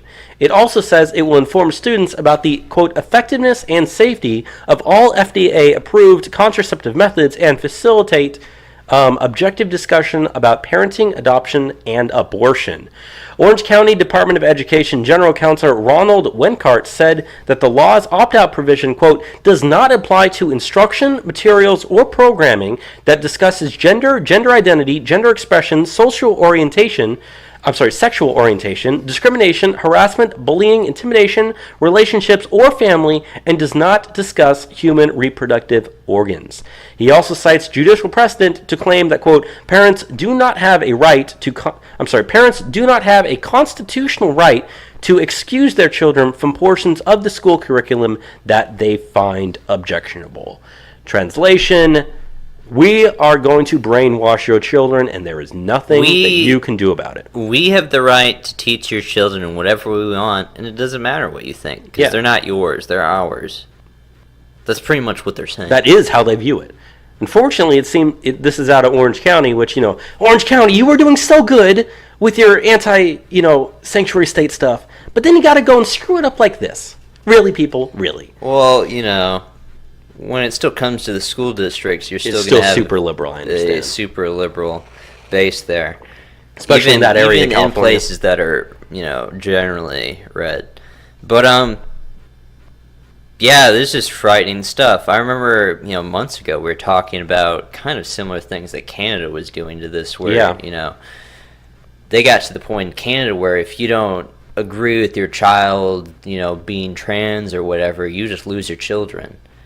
And, California pretty much is saying you lose your children when it comes to us teaching about LGBT sex education. Exactly. Which is, growing up for myself, my parents didn't let me go to sex education like it, is generally mandated. My parents were actually some of the, conscientious objectors to the state doing so. And, if we lived in California and it was today's day, they weren't even allowed to do that. I just remember in sex ed they were telling the story about a donut. You eat the donut, you spit out the donut. If someone else was to eat that spit out donut, they were like, that's what it's like to have sex with someone who's had sex with someone, for the spread of STDs. And even then I was like, okay, number one, I understand the point you're making, but number two, really? Really? We should probably move on to the next story, shouldn't we? Yeah. With that said, let's move on to some current year college craziness. The racist, sexist, homophobic, xenophobic. You're fucking a white male!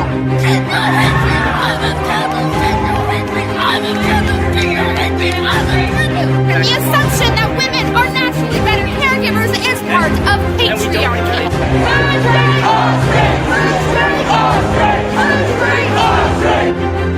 Die, cis, scum. You will not divide us! You will not divide us! You will not divide us! You will not divide us! It's time for some current year college craziness. Current year college craziness, segment of the show where we talk about the crazy stuff that happens on college campuses here and abroad, but predominantly here because, the craziest colleges all happen to be in the United States, apparently. And for the first current year college craziness story, we're going to Fresno State University. Yes, earlier in the show we talked about the death of former First Lady Barbara Bush. Well, there's a professor from Fresno State University who has a little bit to say about that. Fresno State University professor Randa Gerard tweeted Tuesday that former First Lady Barbara Bush, quote, was a generous and smart and amazing racist who, along with her husband, raised a war criminal. She also said that she was happy about Barbara Bush's death because it would likely make George H.W. Bush very sad. She added, after people started talking about her quote, she added, quote, fuck out of here with your nice words. She then afterwards put her tweets on protective mode, and since she is a verified liberal on Twitter, that potentially violates her terms of even keeping her blue checkmark by keeping her tweets unprotected. It's one of those rules Twitter has. They actually do enforce that one equally on both conservatives and liberals, and just people in general. So I'll say one thing about Twitter being good about one thing. But back to Gerard. She describes herself as a Muslim American woman and is frequently seen with a keffiyeh, which is a scarf, which is commonly used to express solidarity with Palestinians. She was born in Kuwait and moved to the U.S. with her family after the Gulf War. According to the Sacramento Bee, Gerard makes $100,000 per year as a tenured professor and was placed on leave last year for tweeting, quote, Trump must hang. Fresno State announced that they were opening investigation into Gerard for the recent comments regarding Barbara Bush. She has since tweeted that she is, quote, currently on leave from Fresno State. So, ladies and gentlemen, these are the people that are teaching your children at university. Do you think this woman deserves to be paid $100,000 per year as a tenured professor? No. But one of the weird things for me on this is just like, so she's attacking Barbara Bush, the husband of George H.W. Bush, and she's from Kuwait. Yeah. Under H.W. Bush, the Persian Gulf War happened, and we liberated Kuwait from Iraqi invasion. Mm-hmm. You think that she would at least have kind of an appreciative attitude towards, us doing that? I mean, generally I'm against foreign interventions, but at least in this case, it's pretty demonstrable Iraq was in the wrong in what they did in invading Kuwait, and yet she still hates them. And there's something else about Professor Gerard here. There was an article that was written yesterday that I saw someone shared on Facebook that has some old video of Gerard talking, where she's talking about Fresno's agriculture industry, and she says, quote, a lot of farmers are now Trump supporters and just fucking stupid. And in others, she says she can't stand the white heteropatriarchy. She also says, quote, I don't give a fuck. I'm buying guns. I'm an American. I'm buying guns. The other side is doing some stupid shit. I'm going to do some stupid shit. I'm tired of being the bigger person. Literally am usually. By the way, she's 300 pounds. She's fat as fuck. But she says, continuing, but I'm also just tired of the left being fucking stupid and being no, we have to be gentle, and no, don't be fucking gentle. She later then goes on and attacks some kid named Spencer, asking why Spencer's house is still standing. They said that the Spencer kid was probably a kid that was in one of her classrooms. She says, quote, in regards to the Spencer kid's house, quote, it needs to be fucking broken into. People need to fucking throw grenades into it. I don't give a fuck. So, sorry for all that harsh language there, but this is who this woman is in her personal everyday life. She makes $100,000 a year. She's $100,000 a year advocating for throwing grenades into a guy's house because he's probably a Republican. Yeah. Moving on, the other story that we have for Current Year College Craziness is actually a good thing. We didn't have too much for Current Year College Craziness this week. Yeah. But A&M shuts down 2 Chinese learning institutes. Texas A&M University has announced it's closing 2 Confucius Institutes located at its College Station and Prairie View campuses after a recent letter by Democrat Representative Henry Cuellar and Republican Representative Michael McCaul flagged them as, quote, a threat to U.S. national security, saying they serve as a platform for China's intelligence collection and political agenda. A major problem with the institutes is that the 5-year contract signed by the host academic institution gives the Chinese government total control over staffing and curriculum. According to a report from the NSA, teachers are paid and dispatched by the Chinese government, as are the institute's directors. American academic deans have no input into Confucius activities and course offerings. The actions follow the University of Chicago and Pennsylvania State University cutting their ties with China and their Confucius Institutes. The Confucius Institute was created to further Chinese language training and cultural programs. A 2017 study by the National Association of Scholars showed that there are more than 1,000 Confucius Institutes at colleges worldwide and 103 in the United States, along with over 500 in American high schools.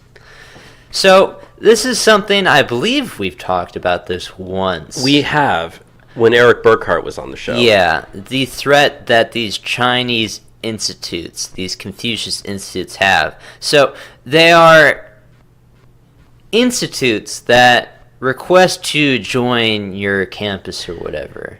They, become a part of your campus, and it is fully funded by the Chinese government. They set the curriculum. Every single person that works there, they control these people 100%, and it gives communist China a platform within American higher learning to disseminate propaganda as they please.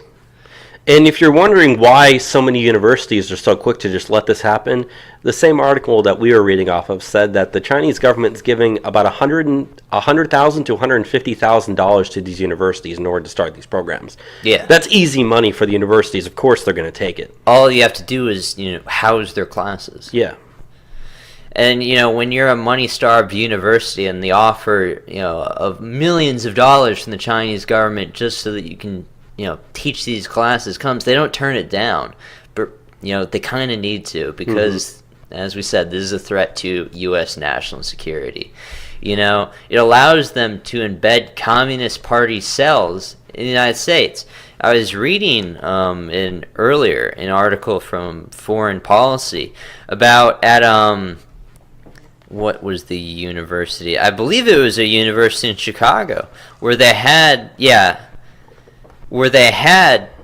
an entire Chinese communist cell embedded in the dormitories there. All of these people in the United States on the behalf of the Chinese government. And, I don't assume that they have the best intentions for us. And we know that they are taking information that's in the United States and giving it to China. I mean, that's one of the reasons why it's such a big threat to national security. Yeah. We just allow these people just unfettered information to everything that they see and hear and can get their hands on. Especially at college universities, where that stuff, essentially is centered around. Yeah, it is a huge threat. So it's a good thing that A&M shut it down. I'd like to see more colleges shut them down, too. Yeah.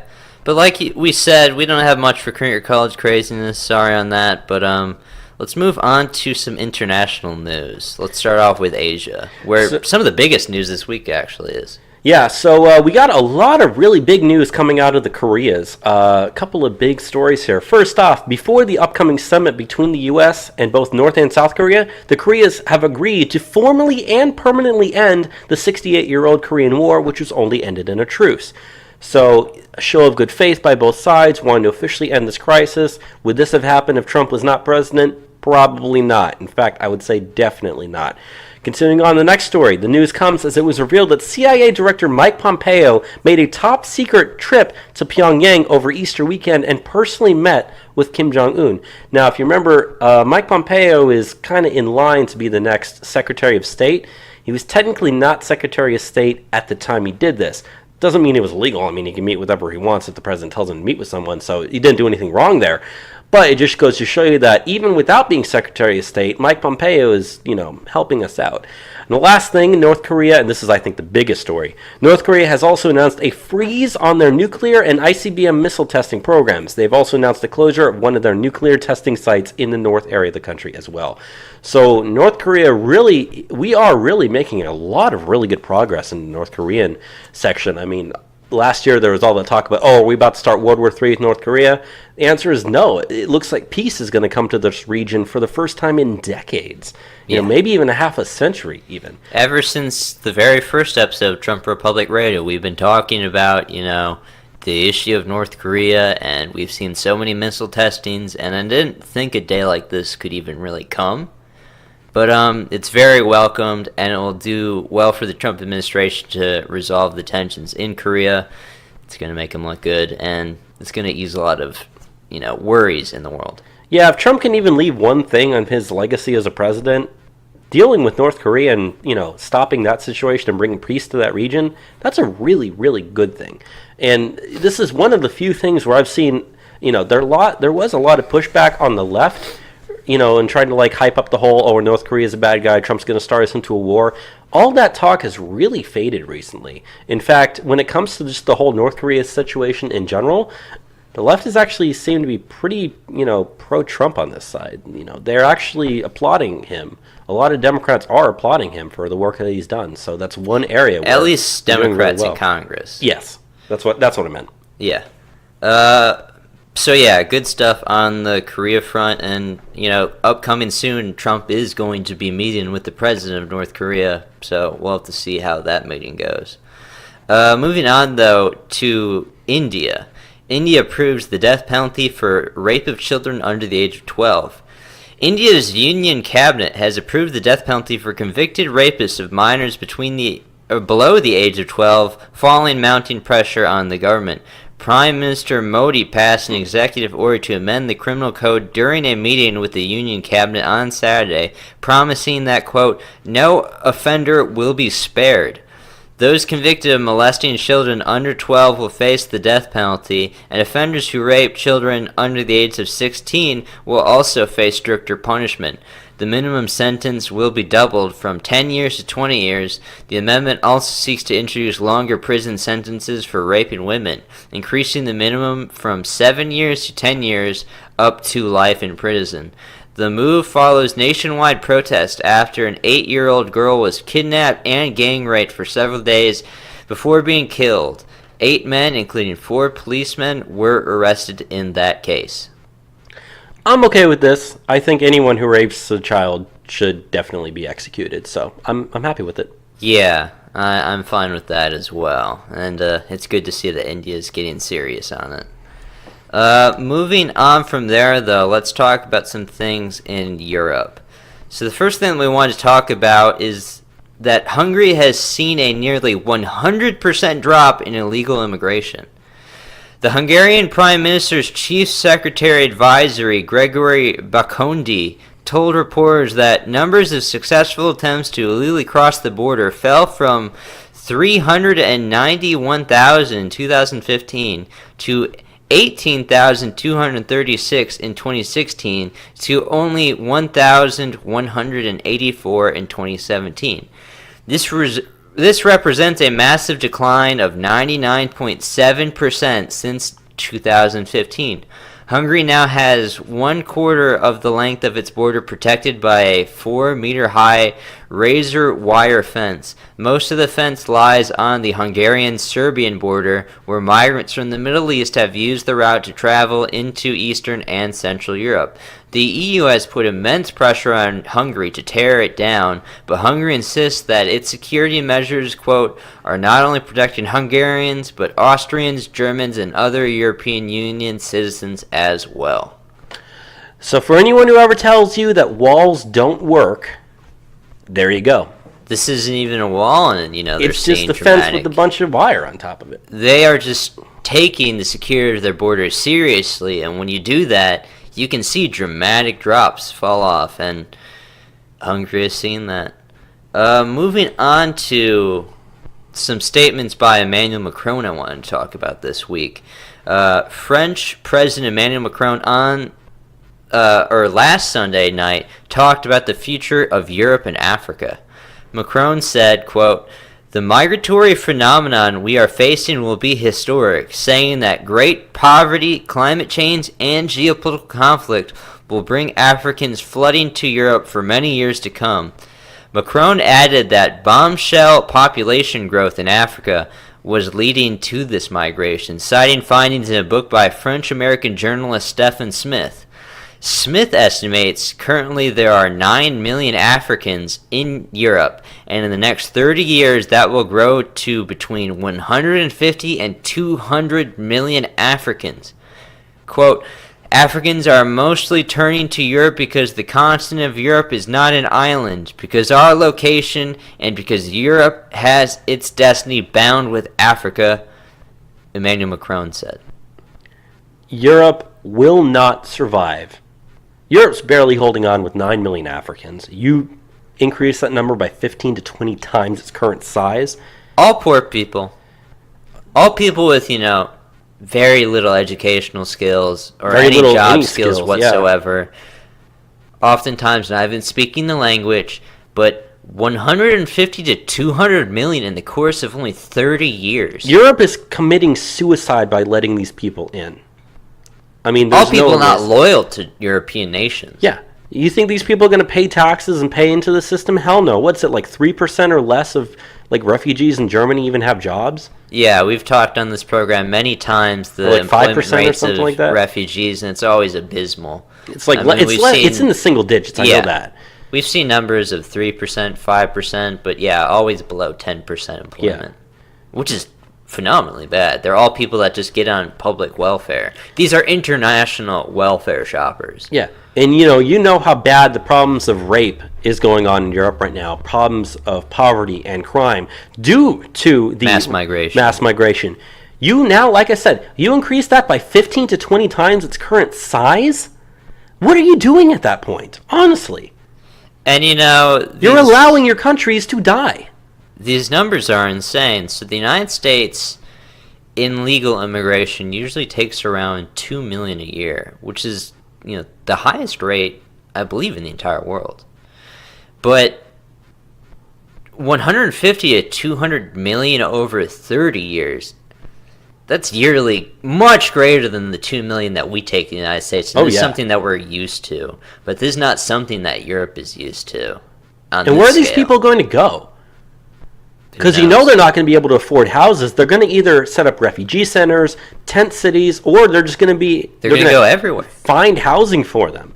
They're just going to put them everywhere. Yeah, you think you're living in your nice little French countryside home. Oh, by the way, 200,000 migrants just moved into the city next door. Yeah, that's totally going to work well for you. And we're just talking about African migrants. That's not only Middle Eastern migrants as well, which is a big problem, which, they're coming in the millions as well.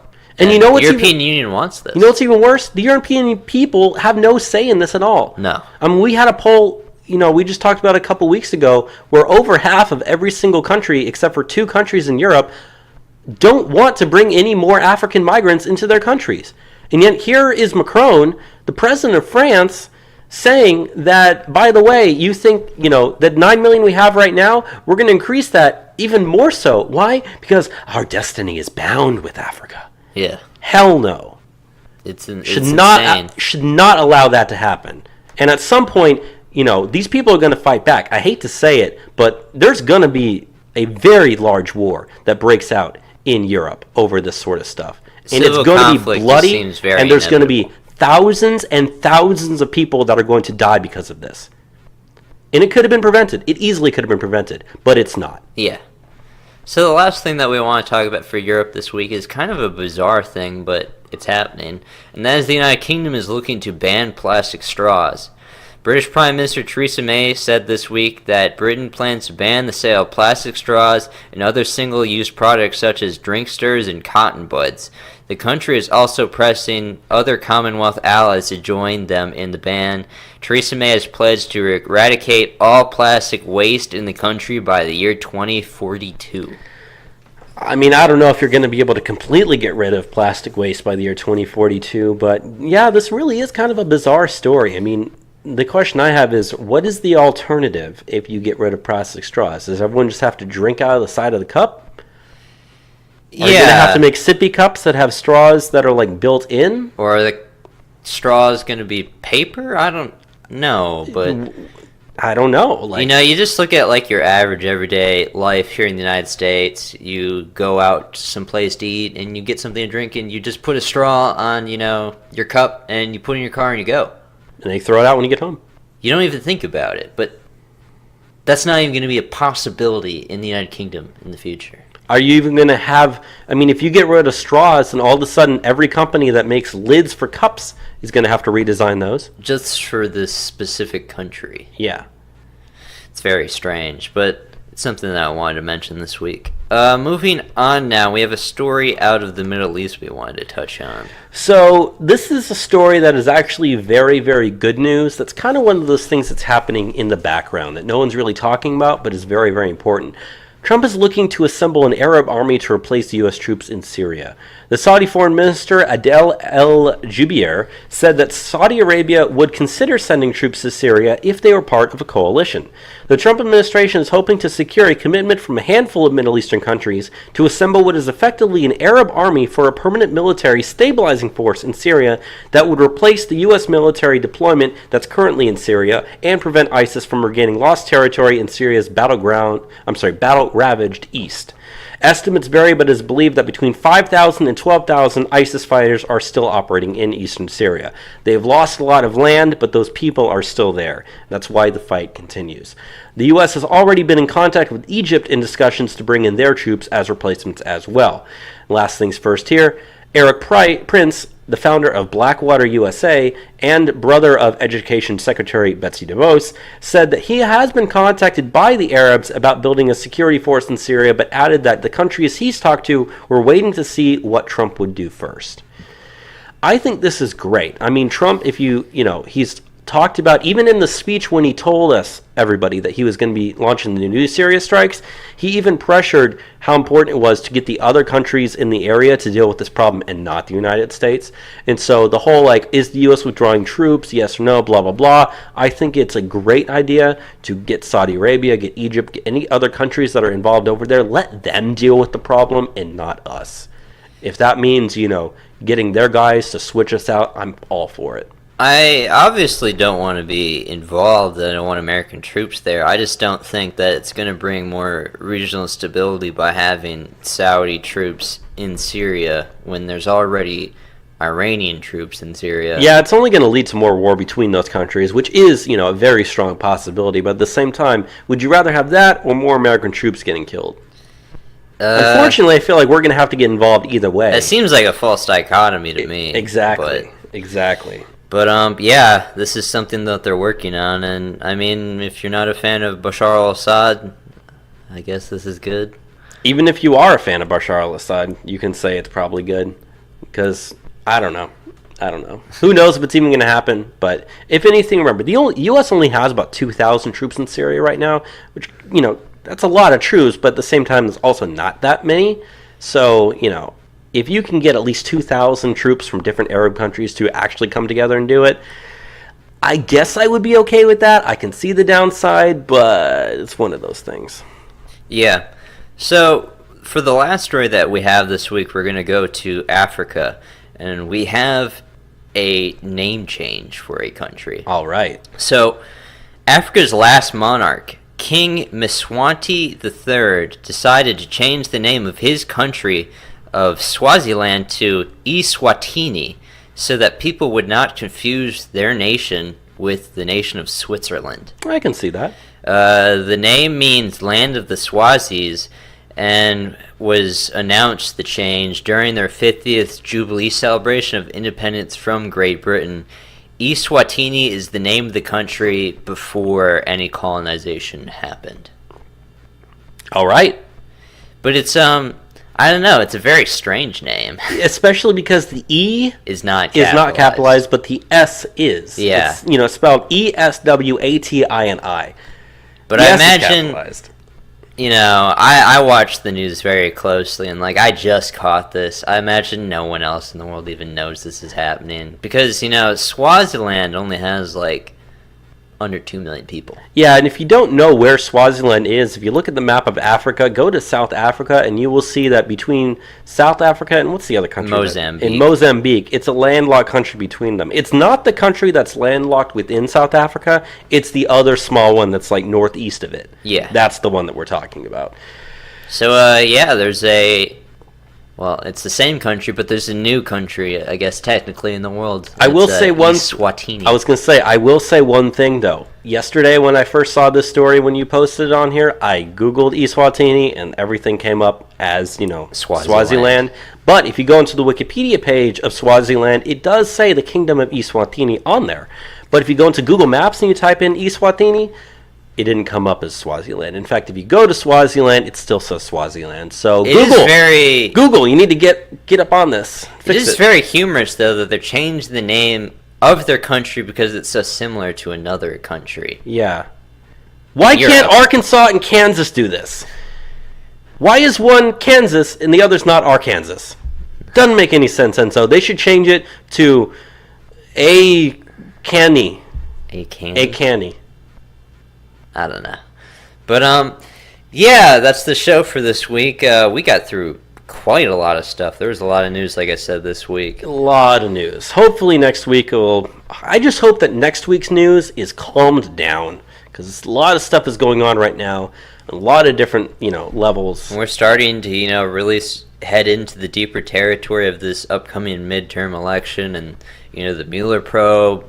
That's up in the air at the moment. There's lawsuits everywhere. The FBI is getting involved with things. People are getting desperate. The deep state is getting desperate. They are trying to intimidate Trump. Hence the title of this episode, Deep State Intimidates. Yeah. So, once again, thank you for listening to Trump Public Radio, and have a good one. Goodbye, everybody. Bye.